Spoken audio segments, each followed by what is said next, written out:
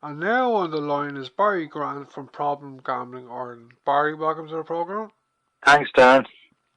Okay, Barry, I last spoke to you in February during the last general election campaign about what you were calling on the parties to commit to in the general election. To talk a bit more about this, Barry, can you tell me if the parties, and in particular the three government parties, have taken on board what you were calling for in the general election earlier in the year? I suppose the most important thing is that there's a commitment to regulation of gambling in the new programme for government. So I suppose that's a big one that we can keep kind of hitting them over the head with that over the lifetime of this doll, hopefully sooner rather than later. But that's a big one because we've never had a commitment like that in the programme for government before.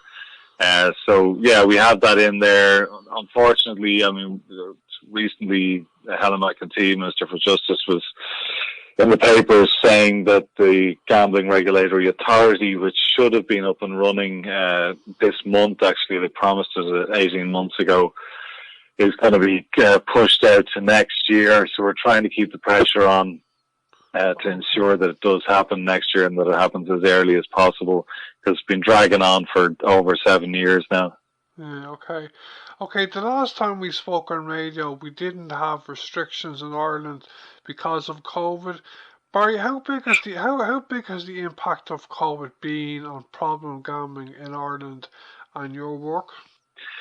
Well, it was interesting. I mean, the original lockdown date, I think, started on the last day of Cheltenham, if I remember correctly. It was definitely that week. People might remember back that there was a big furore about Cheltenham going on in the first place, and then that there was kind of spikes in cases of people travelling back from Cheltenham across Ireland and the UK. It was around that week. Normally, the week of Cheltenham will be one of our busiest weeks, say on the helpline and with website traffic and new people getting in contact. And it was actually eerily quiet. So that week where we went into lockdown, and even the following few weeks went very, very quiet in terms of new people getting in contact with us. A lot of sporting events were off, and that would be a big one for a lot of the people that we work with. But then as the lockdown extended, we were getting more and more calls from people who had switched to things like online casinos, virtual sports.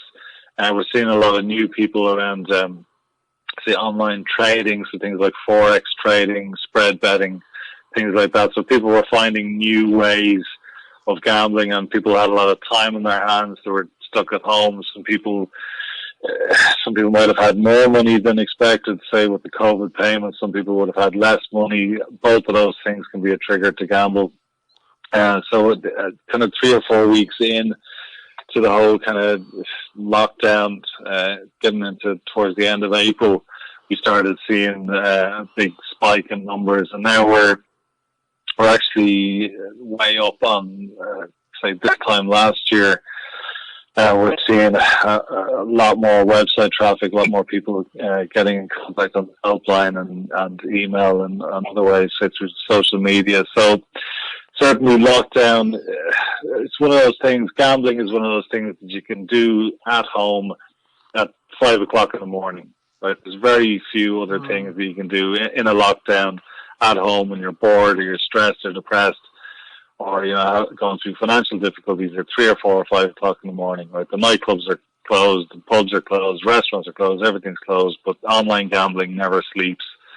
And I think that's going to be something that we all need to keep an eye on.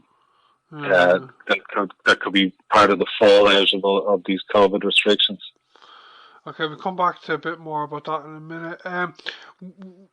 We've spoken about the English Premier League before, Barry, talking about, for instance, how many gambling companies sponsor teams in that league. Is there any news from England or any other countries around the world, Barry, on gambling legislation or anything to do with problem gambling since we last spoke?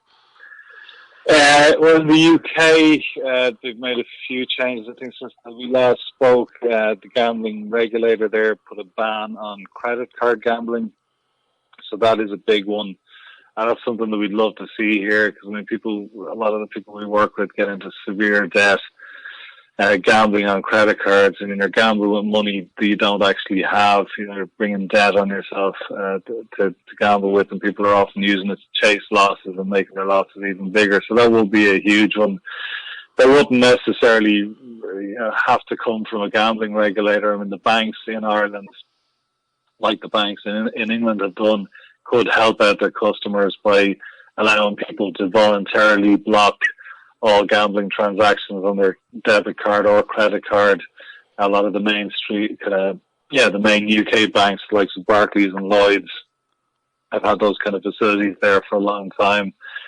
We'd love to see some sort of deposit restrictions or limits on the amount of money that a person can deposit, say as a percentage of their income, so that people aren't losing more than they can afford, or even to put sort of time limits on the amount of time that a person could gamble without taking a break, because the research will show that if a person is forced to take even just a short break, they can kind of think more clearly about what they're doing and the consequences of what they're doing. But if, for a lot of people, let's say with casino gambling and online slots in particular, would get into a kind of a trance state where they'd lose track of time, lose track of the amount of money that they're spending. So even if it's just a short enforced break, would be great to have. But definitely the mandatory deposit limits. I mean, the National Lottery's online system already has that in place.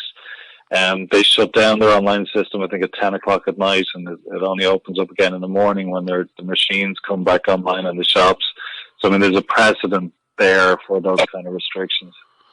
Okay, I read recently a couple of times on social media that the number one addiction in the world today that causes the highest number of suicides is gambling.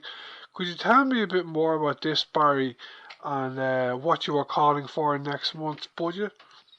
Yeah, certainly there's quite a few research studies which show that gambling addiction is the highest rate of suicide of any of the addictions. I think it's a person with a gambling problem is 15 times more likely to attempt suicide than the average person in the general population. So, I mean, that is always a major concern. Unfortunately, the government, as part of their strategy, Connecting for Life, their suicide protection strategy, have never included gambling or gambling addiction or problem gambling as part of that. They've never funded any services that work in the area of gambling. So, I mean, there's a major gap there. Certainly, in terms of the budget, the upcoming budget, I mean, they're talking about increasing the betting duty again. They doubled it 2 years ago from 1% to 2%. So that brings in about an extra 50 million a year to the government. Unfortunately, all of that money is ring fenced for the horse racing and greyhound fund. We've been campaigning for years, along with the Rutland Centre, to have some of that money allocated to gambling addiction services around the country, rather than giving it all to the horse racing and greyhound industry. So that'll be the biggest ask that we've had. We've been asking for years now at this stage, and especially if the government are going to increase the betting duty again, rather than just hand all of that extra money over to the horse racing and greyhound industry, as they've been doing for decades. If they could put some portion of it into preventing those suicides, preventing the depression, the anxiety, the financial distress, and all of the other issues that go along with problem gambling, not just for the person themselves, but for the people around them. Okay, Barry. To come towards the end of our interview, do you, can you tell me, have any indications that the government and Minister for Finance will allocate some of the betting duty towards problem gambling services in next month's budget? We've received no indication of that ever. We're just live in hope. We just keep banging the drum and hope that somebody sees sense there. Because, I mean, if the government can justify handing 100 million a year to the horse racing and greyhound industry, both of which are gambling operators themselves, then surely they can justify allocating some money to preventing gambling addiction and treating gambling addiction.